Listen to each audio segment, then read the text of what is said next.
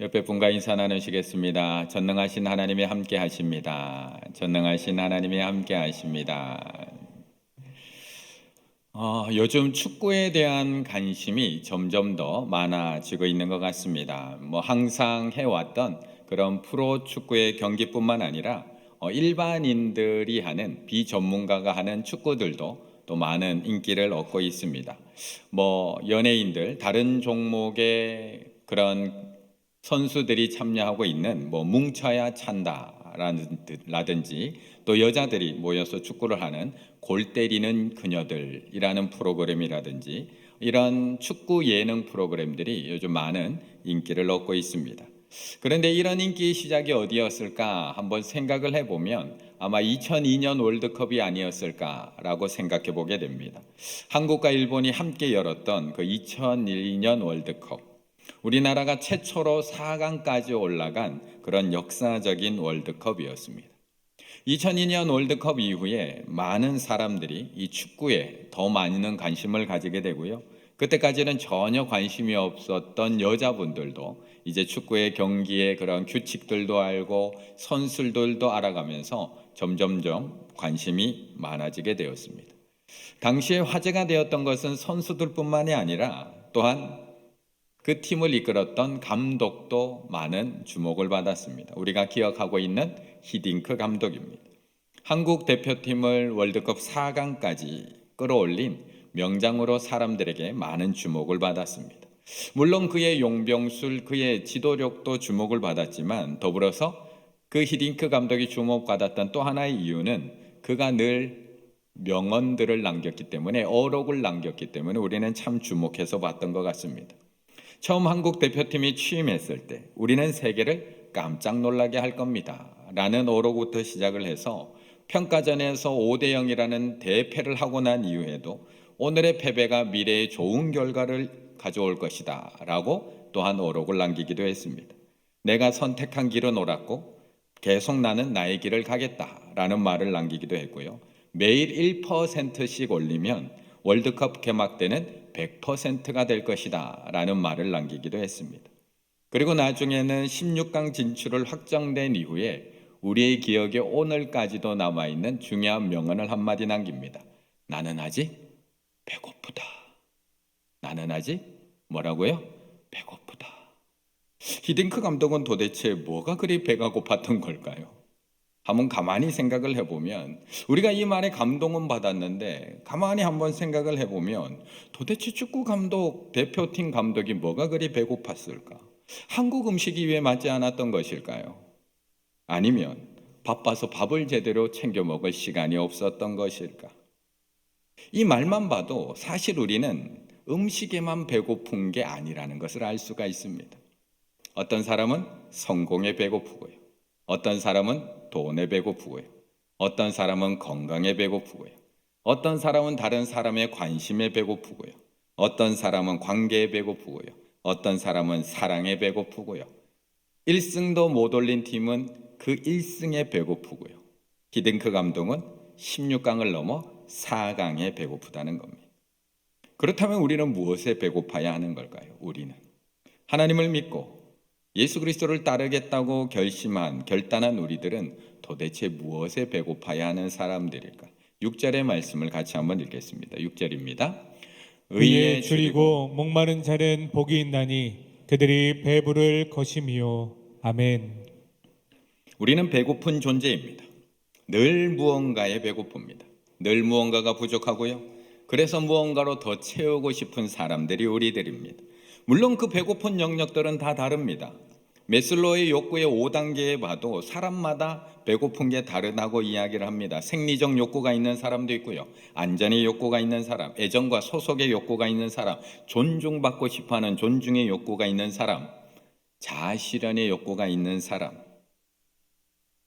시대가 발전하고 그런 삶의 상황이 발전함에 따라서 배고파하는 것도 다 다르다는 겁니다. 또 각자가 자라온 환경에 따라서 유독 목말라 하는 분야들도 다를 수 있다는 겁니다. 그런데 중요한 것은 여기서 모두가 항상 배고파한다는 겁니다. 그리고 그 배고파하는 욕구와 욕망으로 인해서 우리는 지금까지 발전해 왔습니다. 그렇다면 우리 성도님들은 무엇에 그리 배고프고 무엇에 그렇게 목말라 하며 살아가고 계십니까? 오늘 본문에 사용되고 있는 줄이고 페이나오라는 단어는 시장하다, 궁핍하다, 심한 굶주림으로 고통당하고 있다라는 뜻을 가지고 있는 단어입니다. 이 단어가 쓰인 가장 대표적인 본문이 어디냐? 예수님께서 공생애를 시작한 이후에 마귀에게 시험 당하기 전 40일 동안 광야에서 금식하신 이후, 예수님이 40일간 금식하신 이후에 느끼셨던 그 극심한 배고픔, 40일을 굶은 후에 찾아오는 그 극심한 배고픔을 줄이다라는 단어로 표현을 합니다. 누가복음 4장 2절, 마귀에게 시험을 받으시더라. 이 모든 날에 아무것도 잡수시지 아니하시니 날수가 다함에 뭐라고요? 줄이신지라. 여기서 사용되는 단어가 바로 이 줄이고 페이나오입니다. 40일을 굶었으니 얼마나 배고팠을까요? 이것이 바로 줄이다, 배고픔을 의미합니다. 이어지는 목마름도 마찬가지입니다. 단순히 지금 목말라서 예배 시간엔 목이 너무 마른데 지금 물은 마실 수 없고 집에 가다가 정수기에 물 한 잔 먹고 가야지 정도의 목마름이 아니라 목마름, 디프사우, 진짜 목마름, 타는 듯한 목마름, 마시지 않으면 죽을 것 같은 그런 목마름, 갈증을 이야기하고 있습니다. 그래서 이런 극심한 배고픔과 이 극심한 목마름, 이거 두 개를 합쳐서 우리말로 조금 편하게 이해하도록 바꿔보면 이거 아니면 죽을 듯한 크고 간절한 바람, 이거 아니면 죽을 듯한 크고 간절한 바람이 바로 줄이고 목마르다라는 겁니다. 그렇다면 우리는 무엇에 그렇다면 줄이고 목말라 있는 걸까요? 우리는 뭔가가 정말 간절하지 않나요? 무언가에 대해서. 사람은 이처럼 무언가에 대해서 목말라 합니다. 각자 자신이 갖고 싶은 것에 대해서 목말라하고 배고파합니다. 또한 각자 자신이 되고 싶어 하는 것에 대해서도 목말라 합니다. 돈, 이만큼 있으면 될 것 같은데 또 부족합니다. 이상하게, 신기하게도. 이만큼만 되면 조금만 괜찮을 것 같은데 요만큼 생기면 조금 더 여유 있고 싶은 것이 사람입니다. 그만큼 가지면 어린이날 아이들하고 놀이동산 좀 편하게 가서 돈 걱정 안 하고 아이들과 그냥 편하게 지난 5월 5일날 놀고 좀 왔으면 좋겠는데, 그 정도 돈이 생기고 나면 이번에는 어버이날 부모님에게 용돈도 좀 넉넉하게 드리고 마음 편하게 드리고 싶은 정도 되었으면 하는 바람을 가져봅니다. 또 그만큼 여유가 되고 나면 15일날 또 스승의 날인데 우리 교회학교 선생님들 한둘도 아니고 조금 여유만 되면 우리 선생님들 선물 하나 그냥 쫙 한번 돌리고 싶은 게 제 마음입니다. 그런데 그만큼 여유가 생기면 저는 또 바라지 않을까요? 저에게는 또 욕심이 생기지 않을까요? 또 부족하지 않을까요? 또 배고프지 않을까요? 이게 배고픔과 목마름입니다. 집은 어떻던가요? 집은 지금 사는 집 충분하신가요? 집이 좁았던 단칸방 시절, 제대로 된 방 한 칸만 있었으면 했던 바람을 가지고 살았는데 이제는 각자 방을 가지고 살아갑니다. 화장실도 2개입니다. 그런데 이제는 마당 있는 집에 가고 싶습니다. 마당 있는 집. 이제는 그 마당에서 바베큐 파티도 한번 했으면 좋겠고, 이제는 나만의 공간도 하나 생겼으면 좋겠고, 그거 하나 생기고 나면 이제는 캠핑카도 하나 있었으면 하는 바람이 생기는 것, 그것이 우리의 목마름입니다. 이처럼 우리는 늘 줄이고 목마릅니다. 늘 부족하고요, 늘 채우고 싶습니다. 그런데 사실 이런 욕망, 크고 간절한 바람이 잘못된 것도 아닙니다. 왜냐하면 우리가 알고 있는 것처럼 그런 욕망과 갈망으로 인해서 세상은 지금까지 발전해 왔고, 사람들은 그런 욕망이 있기 때문에 오늘도 열심히 일하고 발전해 가고 있기 때문입니다. 아니, 어쩌면 요즘 아이들을 가만히 보면 이런 욕망이 있는 게 걱정이신가요? 욕망이 없는 게 걱정이신가요? 요즘 아이들 보면 하고 싶은 게 없습니다. 하고 싶어서가 문제가 아니라 하고 싶은 게 없어서 문제라고 이야기를 합니다. 하고 싶은 게 하나도 없는 아이들. 그래서 걱정하고 계시잖아요. 분명 하나님께서는 우리에게 줄이고 목마름을 주셨습니다. 크고 간절한 바람을 우리에게 주셨습니다. 늘 부족함을 느끼는 그 마음을 우리에게, 인간들에게 주셨다는 겁니다. 결핍을 느끼고 그것을 채우고 싶은 마음, 욕망을 주셨다는 겁니다. 그것은 이 세상의 기업가, 성공학자들만 우리에게 이야기하는 것이 아니라 4월 24일 날 강신명 목사님도 우리에게 설교하셨습니다. 시편 139편 나 사용법 기억나시나요? 기억 안 나시는 분은 4월 24일 수요 설교 다시 들으시기 바랍니다. 그때 우리 강신명 목사님도 이야기하셨습니다. 나 사용법이라는 제목으로 설교하면서 나의 욕망을 깨닫고 그것을 성취해 나가는 것, 우리의 신앙생활에 있어서 너무나 중요한 일이라고 말씀했습니다. 강신명 목사님만 그 얘기를 했을까요? 존 파이퍼 목사님도 C.S. 루이스의 말을 인용해서 자신의 책에서 이렇게 이야기를 합니다. 만일 내 안에 이 세상의 어느 곳으로도 만족할 수 없는 갈망이 존재한다면, 내 안에 그런 갈망과 욕망이 존재한다면 있다는 겁니다. 그것은 내가 또 다른 세상을 위해 창조되었음을 나타내는, 이 세상의 것으로는 채울 수 없는 그런 것이 있다는 것을 나타내는 가장 확실한 설명이 될 것이다. 우리에게는 누구나 줄이고 목마름이 있다는 겁니다. 그래서 그 결핍과 부족함을 채우고 싶어하는 갈망과 욕망을 가지고 살아가고 있습니다. 그런데 중요한 것은 그것을 가지는 게 잘못된 것이 아니라, 그런데 중요한 것은 그 배고픔과 목마름을 우리가 무엇으로 채우려고 하느냐는 겁니다. 무엇으로 채우려고 하느냐, 그것이 문제라는 겁니다. 6절의 말씀 같이 읽습니다. 6절입니다. 이에 줄이고 목마른 자는 복이 있나니 그들이 배부를 것이미요. 아멘. 하나님은 분명 우리에게 배고픔을 주셨습니다. 그래서 우리는 오늘도 음식을 찾아서 먹고 살아갑니다. 저도 오늘 교회 빨리 오고 싶었는데 저녁을 안 먹었더니 배가 고파서 소복에 가서 소바 한 그릇을 먹고 왔습니다. 이것이 배고픔입니다. 하나님은 우리에게 분명 결핍과 부족함을 주셔서 우리로 하여금 갈망하고 채우도록 만드셨습니다. 그런데 모든 배고픔이 단순히 음식 때문일까요? 모든 목마름이 단순히 물이 없어서일까요? 우리는 나의 배고픔의 원인이 무조건 음식이 부족해서라고 생각을 합니다. 그래서 끊임없이 그것으로 채우려고 합니다. 그런데 어떤 사람은 외로움 때문에, 어떤 사람은 스트레스 때문에 채우기도 합니다. 돈에 줄인 사람은 돈으로 채우려고 하고요. 성공에 목마른 사람은 성공으로 채워놓고, 권력에 목마른 사람은 끊임없이 권력을 채워놨습니다. 하지만 그것들로 채워도 채워지지 않는 목마름, 배고픔이 있다는 겁니다. 하나님은 지금 우리가 가지고 있는 이 갈망이 잘못되었다고 말씀하지 않습니다. 우리의 배고픔과 이 목마름이 잘못되었다고 말씀하지 않습니다. 단지 하나님은 우리에게 무엇으로 그것을 채우려고 하느냐라고 묻고 있는 겁니다. 무엇에 배고파하고 무엇에 목말라하고 있느냐를 묻고 있는 겁니다. 그리고 그 안 채워지는 배고픔과 목마름은 계속 참된 양식이 아닌 다른 것으로 채우려고 하는 우리들에게 말씀하고 있는 겁니다. 그래서 이사야 55장 2절에서 이렇게 이야기하는 겁니다. 너희가 어찌 양식이 아닌 것을 위하여 은을 달아주며 배부르게 하지 못할 것을 위하여 수고하느냐? 뭘 그렇게 자꾸 채워 넣느냐?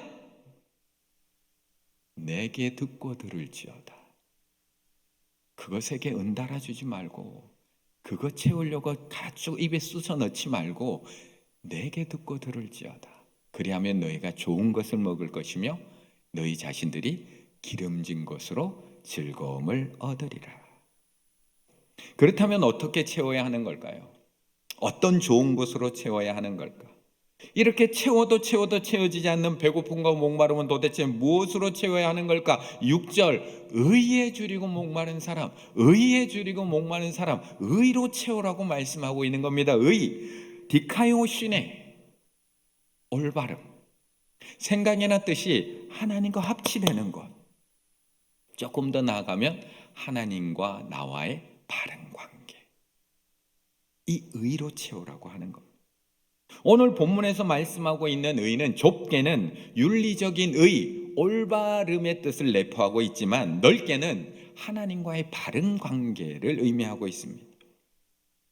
그런데 만약 이 의를 좁은 의미로, 올바름, 정의로만 해석을 한다면 저 사람 정말 의로워, 저 사람 정말 법 없이도 살 사람이야, 저 사람 얼마나 올바른 사람인지 몰라 라고 이야기하는 우리의 그 좁은 의미의 의라면 이미 유대인들, 이미 바리새인과 서기관들은 이미 의로 충분한 사람들이었습니다.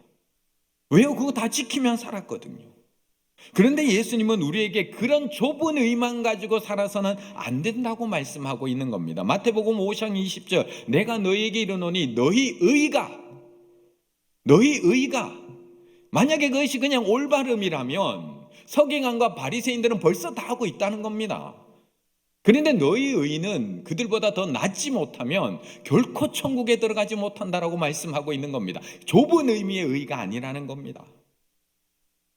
결국 이 의에 줄이고 목마른 자는 단순히 율법을 잘 지키는 사람을 의미하지 않습니다. 하나님의 뜻대로 살기 위해서 날마다 배고픈 사람, 어떻게 하면 거룩하신 하나님과의 그 관계를, 바른 관계를 계속 이어갈 수 있을까? 매일매일 배고파하며 목말라하며 그 하나님과의 바른 관계를 계속 이어가기 위해서 애쓰며 노력하는 사람, 채우는 사람, 그것에 대해서 말씀하고 있는 겁니다.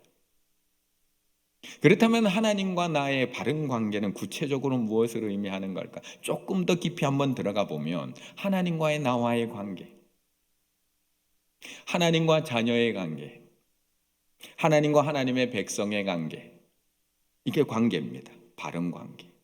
이 관계가 성립하려면, 이 바른 관계가 성립하려면 첫 번째가 무엇일까요? 구원입니다. 구원받지 않고 어떻게 하나님과 나의 관계가 시작될 수가 있습니까? 구원받지 않고 어떻게 하나님과 자녀의 관계가 맺어질 수 있습니까? 구원받지 않고 어떻게 하나님과 하나님의 백성의 관계가 이루어질 수 있습니까? 그래서 요한복음 1장 12절, 영접하는 자, 곧 그 이름을 믿는 자에게는 하나님의 자녀가 되는 권세, 관계가 시작된다는 겁니다. 그러면 이제 우리가 그 피로 말미암아 의롭다 하심을 받았으니, 그게 바로 의라는 겁니다. 구원받음으로 인해서 우리는 하나님과 나 사이에 바른 관계가 시작되는 겁니다. 의로운 관계가 시작된다는 겁니다. 그것이 관계의 시작입니다. 우리는 예수님을 믿고 구원받음으로 하나님과의 바른 관계가 시작이 됩니다. 의롭다 하심을 받게 되는 겁니다. 그럼 예수님을 믿고 영접함으로 의롭다 하심을 받았습니다. 그럼 오늘 본문에서 말씀하는 의가 완성되는 것일까? 의롭다 하심은 받았지만 의가 완성되는 것일까? 의롭다 하심을 받았으니 이제 하나님과 바른 관계가 다 이루어진 것은 아니라는 겁니다. 그래서 구원과 함께 이어져 나오는 것이 바로 성화의 과정, 거룩하게 되어가는 과정, 점점 예수 그리스도를 닮아가는 과정, 그 바른 관계를 계속 맺어가기 위한 목마름과 배고픔이 있어야 한다는 겁니다. 그래서 사도 바울은 그렇게 예수님께 사도로서 부름을 받고 그렇게 복음을 전하는 사도의 역할을 감당하고 그렇게 많은 사역을 감당하고 예수 그리스도의 고난에 직접 동참하였음에도 불구하고 사도 바울은 하나님 앞에서 뭐라고 고백을 하느냐? 빌립보서 3장 12절, 내가 이미 얻었다 함도 아니요 온전히 이루었다 함도 아니라 오직 내가 그리스도 예수께 잡힌 바 된 그것을 잡으려고 달려가노라. 아멘. 이걸 고백하는 겁니다. 구원받지 않은 게 아닙니다. 예수 그리스도가 찾아오시고 예수 그리스도를 믿음으로 사도 바울은 구원받았고 사도로 부름받았습니다. 하지만 의롭다 하심은 받았지만 그 하나님과 맺어주신 그 바른 관계를 끝까지 지켜나가고 그 의를 끝까지 하나님과 바른 관계를 유지하기 위해서 온전히 이루었다 함이 아니요 끝까지 달려가고 있는 겁니다. 이것이 목마름, 이것이 배고픔입니다. 단순히 율법만 지키며 잘 지키며 살아가는 것이 바른 신앙인이 아니라 하나님과 맺은 그 바른 관계를 맺은 구원받은 하나님의 자녀로서 하나님과의 그 바른 관계가 깨지는 것이 싫은 겁니다. 그 관계가 금가는 것이 싫은 겁니다. 그래서 매일매일 이미 얻었다 함도 아니요 온전히 이루었다 함도 아니라는 그 갈급한 마음으로 하나님과의 바른 관계를 매일매일 이어가는 사람, 의에 줄이고 목마른 사람이 바로 그런 사람이라고 말씀하고 있는 겁니다. 사람들은 자신들이 원하는 것을 얻으려고 얼마나 간절한지 모릅니다. 정말 열심히 살아갑니다. 오늘도 자기가 원하는 걸 얻으려고 정말 열심히 일하고요. 열심히 공부하고 있습니다. 2주 전에 새롭게 하소서에 나온 방종임 편집장이라는 분이 계십니다. 방종임 편집장. 이분은 조선 에듀의 편집장으로 교육 전문 기자입니다. 교육, 그 입시 전문 기자입니다. 지금은 유튜브에서 교육 전문 채널 교육대기자 TV라는 것을 운영하고 있습니다. 그녀는 가난한 가정에서 태어났다고 합니다. 그래서 내가 정말 열심히 공부하고 내가 성공하는 것이 우리 가정이 살 길이다. 내가 성공하는 것이 우리 가정이 살 길이라는 생각을 가지고 정말 성공에 목말라 하면서 밤낮 없이 열심히 공부를 합니다. 얼마나 열심히 했을까요? 얼마나. 대학생활 4년, 언론고시 1년, 기자가 되는데도 고시를 쳐야 되더라고요. 언론고시 1년. 이 5년의 일과가 똑같았다고 합니다. 매일 새벽 5시 30분에 일어나서 6시에 집을 나옵니다. 집을 나올 때는 손에 딱 3가지가 손에 들려 있다고 합니다. 쑥개떡, 삶은 감자, 삶은 고구마. 이 3가지가 항상 들렸던 이유는 이게 새끼 메뉴였다고 합니다. 도서관에 앉아서 공부하면서 먹을 수 있는 음식, 냄새가 나지 않고 먹을 때 소리가 나지 않는 음식, 5년 동안 매일매일 이것만 먹고 공부를 합니다. 도서관에 들어가면 나오지 않기 위해서 전날 이 3가지를 준비해 놓고 5시 반에 일어나서 6시에 나옵니다. 7시에 청량리에 있는 영어 학원에 가서 영어 수업을 듣고 학교에 갑니다. 학교에서 9시부터 수업을 듣고 12시가 되면 도서관에 가서 캔커피 하나랑 쑥개떡을 먹습니다. 그래서 지금은 쑥개떡을 안 먹는다고 합니다. 질려서. 다시 수업을 듣고 6시가 되면 학교 수업이 마치고 나면 나와서 가외 학생집으로 갑니다. 5년 동안 3명의 학생만 매일매일 수업을 했는데 학생집에서 수업을 하면 부모님들이 간식을 너무 잘 가르치니까 이 선생님 놓치지 않으려고 간식을 그렇게 잘 대접해 줬다고 합니다. 그게 저녁입니다. 5년 동안 미팅 한 번, 5년 동안 여행 한 번, 5년 동안 대학교 친구가 없다고 합니다. 매일매일 그렇게 성공을 위해서 열심히 살아오다가 선배 기자를 통해서 하나님을 만나게 되고 자신의 삶에 2번의 큰 어려움을 겪으면서 내가 나의 노력으로 되는 것이 아니구나. 성공을 향한 나의 목마름만 가지고 되는 것이 아니구나. 하나님 앞에서 모든 것을 내려놓게 되는 사건을 만나게 되고 지금은 매일매일 하나님과의 그 바른 관계 속에서 매일매일 감사하며 살아가고 있는 이야기를 우리에게 들려줍니다. 무엇에 줄이고 목마르다는 것은 이런 것을 의미합니다. 성공에 목마르다는 것, 이런 간절함을 가지고 하루하루 살아가는 것을 의미하는 겁니다. 기자가 되는 합격에 대한 배고픈 사람들, 이런 목마름과 배고픔을 가지고 살아간다는 겁니다. 승리에 배고픈 사람은 숨이 턱까지 타오를 때까지 뛰고 또 뛰면서 그것을 얻으려고 달려가고 있습니다. 돈에 목마른 사람들, 권력에 배고픈 사람들, 그걸 얻기 위해서 오늘도 이 사람, 오늘도 저 사람 만나면서 여기저기 뛰어다니고 살아가고 있다는 겁니다. 그렇다면 우리는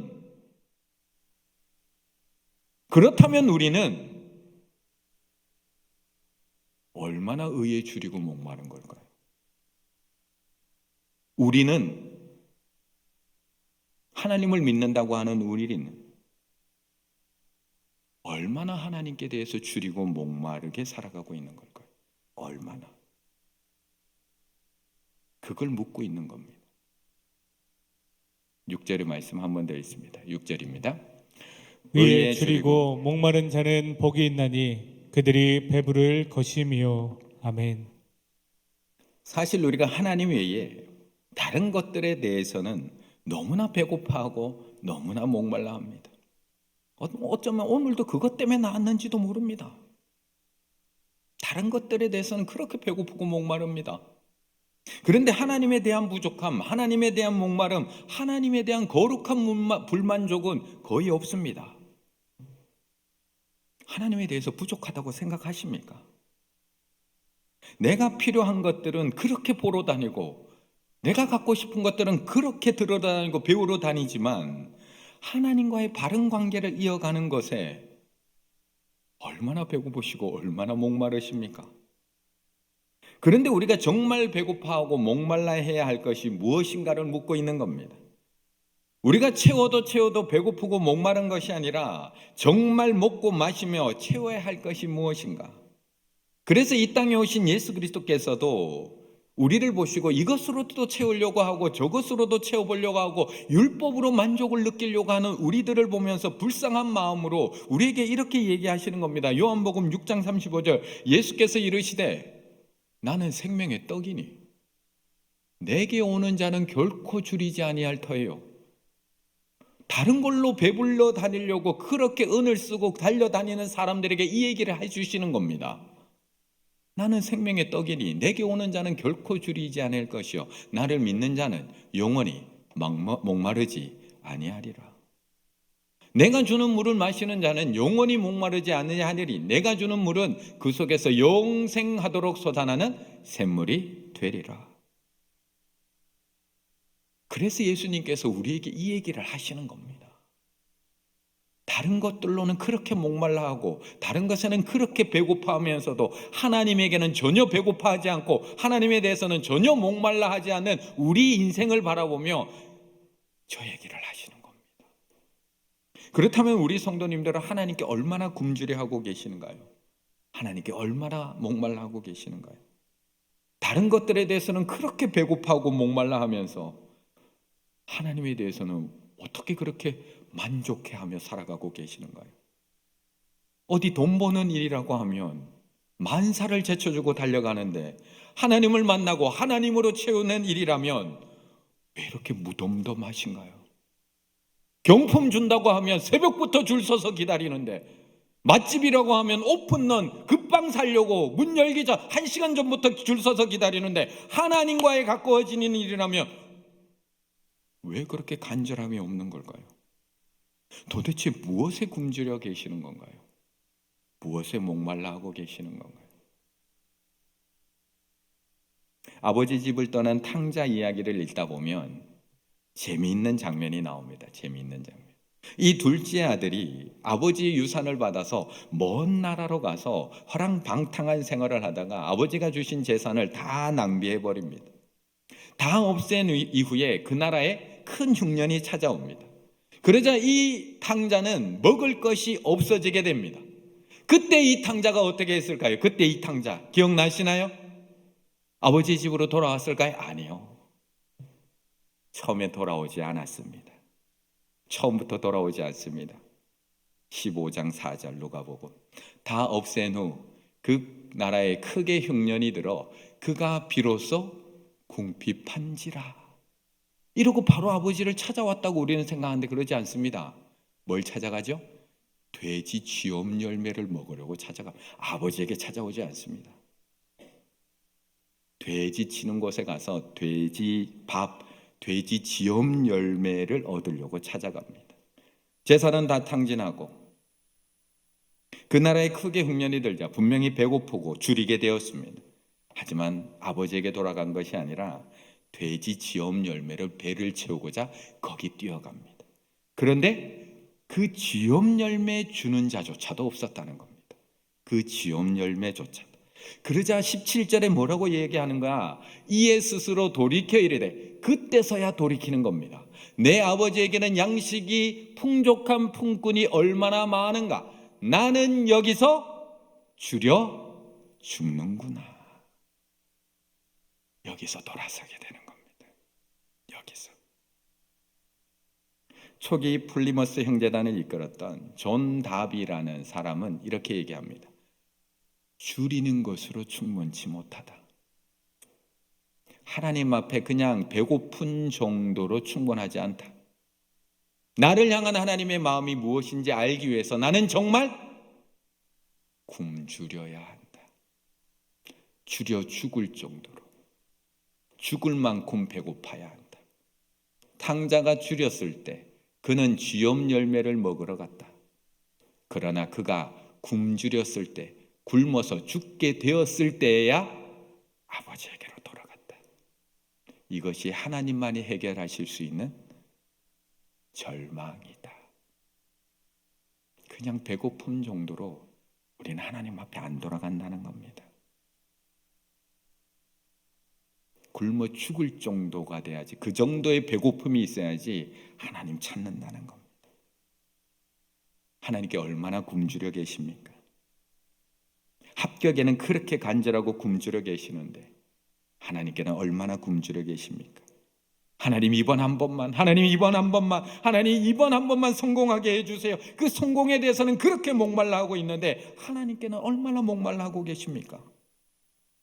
다윗의 위대함은 그의 지혜나 그의 용맹함이 아닙니다. 다윗이 하나님 앞에 사랑받았던 이유, 다윗이 하나님 앞에 내 마음에 합한 자라고, 아까 그 의가 하나님의 마음에 합했다라는 그 뜻인 것처럼 하나님의 마음에 합한 자라고 칭찬받았던 이유는 다윗은 하나님 앞에 굶주렸던 사람이었기 때문에 그렇습니다. 하나님 앞에 목말라 했던 사람. 그래서 다윗의 시편에 보면 늘 이렇게 고백하고 있는 겁니다. 하나님이여, 사슴이 시냇물을 찾기에 갈급한 같이 내 영혼이 주를 찾기에 갈급하니이다. 다윗의 심정인 겁니다. 내 영혼이 하나님 곧 살아계신 하나님을 갈망하나니 내가 어느 때에 나아가서 하나님의 얼굴을 배우리까. 여기서만 그랬을까요? 하나님이여, 주는 나의 하나님이시라. 내가 간절히 주를 찾되 물이 없어 마르고 황폐한 땅에서 내 영혼이 주를 갈망하여 내 육체가 주를 악무하나이다. 다윗은 늘 하나님 앞에 배고파했던 사람, 하나님 앞에 목말라했던 사람. 그래서 다윗이 이렇게 목말라하고 이렇게 배고파했기 때문에 다윗이 이렇게 하나님 앞에 고백할 수 있는 겁니다. 여호와는 나의 목자시니 내게 부족함이 없으리로다. 젊은 사자는 궁핍하여 줄일지라도 여호와를 찾는 자는 모든 좋은 것에 부족함이 없으리로다. 그리고 오늘 본문에서 예수님께서 이렇게 얘기해 주시는 겁니다. 의에 줄이고 목마른 자는 복이 있나니 그들이 배부를 것이며. 그래서 이 얘기를 해주는 겁니다. 다른 것은 몰라도 하나님을 그 정도로 만족해 하시면 안 됩니다. 그 정도로 충분하지 않습니다. 다른 것은 몰라도 하나님을 그 정도로 배불러 하시면 안 됩니다. 다른 것은 몰라도 하나님을 그 정도로 흡족해 하시면 안 됩니다. 주일 예배면 충분하지, 하루 성경 3장이면 충분하지, 금요기도하면 충분하지 않습니다. 더 배고파야 합니다. 더 목말라야 합니다. 하나님과의 바른 관계, 더 깊은 관계를 위해서 우리는 더 깊은 굶주림으로 하나님 앞에 한 걸음 한 걸음 더 나아가야 됩니다. 하나님을 향한 굶주림, 하나님을 향한 목마름으로 하나님을 더 갈급해하고 하나님을 더 갈망해하며 하나님 앞에 나아가야 한다는 겁니다. 오늘 이 밤 무엇이 갈급해서 이 자리에 오셨습니까? 무엇이 부족해서, 무엇에 굶주려서 이 자리에 오셨습니까? 물질이십니까? 건강이십니까? 아니면 자녀입니까? 집의 문제입니까? 합격입니까? 무엇에 갈급해서 여기 오셨습니까? 우리는 가끔 착각하거든요. 내가 갈급해하는 것이 하나님인 줄 착각하거든요. 그래서 하나님은 얘기하십니다. 나는 목마른 자에게 물을 주며 마른 땅에 시내가 흐르게 하며 나의 영을 내 자손에게, 나의 복을 내 후손에게 부어주리니 그들이 풀 가운데서 솟아나기를 시냇가에 버들같이 할 것이라. 오늘 이 밤 하나님께 굶주린 우리들의 심령을 성령으로 채워주실 줄로 믿습니다. 오늘 이 밤 하나님을 목말라 하는 우리들의 심령을 영원히 목마르지 않는 그 성령의 물로, 생명의 물로 우리를 충만히 채워주실 줄로 믿습니다. 채워주시고 부어주실 그 하나님께 한 걸음 더 가까이 나아가서 기도하시는 우리 충일의 가족들 다 되시기를 간절히 바라겠습니다.